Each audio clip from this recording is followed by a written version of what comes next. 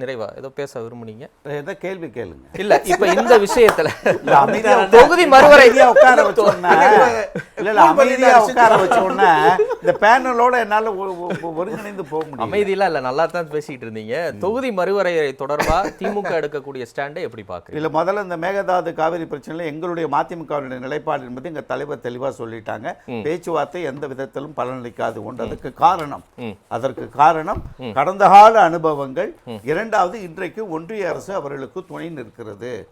ஏன்னு கேட்டீங்கன்னா, மேகதாதை பொறுத்த வரைக்கும் 2017, 18, 19, 25, 26 வரைக்கும் டீடைல்டு ப்ராஜெக்ட் ரிப்போர்ட் அமிச்சு அதில் மாற்றங்களை செஞ்சு ஒன்றிய அமைச்சரவை வந்து அதில் தீர்ப்பாயத்துட்டு போ, அது எனக்கு ஃபர்தரா ரிப்போர்ட்ஸ் கூட டீட்டெயில்ஸ் கூட ஒரு மாநிலத்துடன் ஒரு கருத்தாய்வு ஏற்பட்டு ஒப்புதல் பெறப்பட்டதற்கு பிறகு செய்ய வேண்டிய டீட்டெயில் ப்ராஜெக்ட் ரிப்போர்ட் 5 முறை ஒன்றிய அரசிடம் சப்மிட் பண்ணியிருக்கிறாங்க.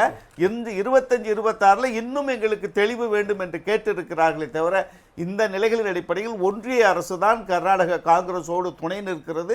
இந்த பிரச்சனைகளுக்கெல்லாம் காரணம் பாஜக ஒன்றிய அரசு தான். அதனால நீங்க பேச்சுவார்த்தைக்கு போவது எந்த விதத்திலும் பலனளிக்காது. காங்கிரஸ் காரணம் இல்லையா? கடந்த கால காங்கிரஸ் இப்ப இருக்கிற பிரச்சனை இல்லங்க, கடந்த கால பிரச்சனைகள் தான் நிறைய. கடந்த காலத்தில் பிரச்சனைகள் உண்டு. காங்கிரஸை நிறைய விடயங்களை நாங்க எதிர்த்து இருக்கிறோம். ஈழத்தமிழர் பிரச்சனைகள் இருந்து எத்தனையோ பிரச்சனைகளை கடுமையாக இருக்கு. கடந்த காலத்துல காங்கிரஸ் காரணமா இல்லையா? தேசிய கட்சிகள்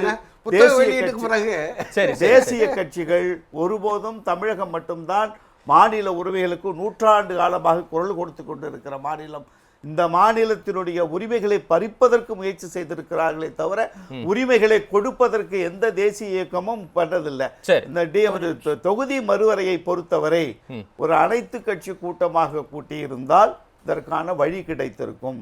அந்த அனைத்து கட்சி கூட்டம் என்கிற நிலையிலிருந்து விலகி பாராளுமன்ற ராஜ்யசபா பாராளுமன்ற உறுப்பினர்களை வைத்து இவர்கள் கூட்டம் போடுவது என்று சொல்லுகிற பொழுது எந்த இயக்கத்திற்குமே அது எதிர்கட்சியாக இருப்பவர்களுக்கு ஒரு கேள்வி முன்னால் வரும்.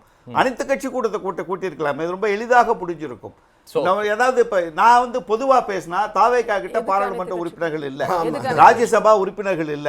அப்படி இருக்கிற சூழ்நிலை இதை ஒரு அனைத்து கட்சி கூட்டமாக கூட்டி இருந்தால் ஒருவேளை எல்லா கட்சிகளும் இணைந்து இருந்து பேசுவதற்கு ஒரு வாய்ப்பை இதை ஒரு புத்திசாலித்தனமான முடிவாக எடுத்திருக்க வேண்டும் என்பது என்னுடைய பார்வை. ஒரு எம்பி கூட இல்லாதவங்க உள்நோக்கத்துடன் இந்த கூட்டத்தை கூட்டுகிறார்கள் என்பதுதான் அரசியல்.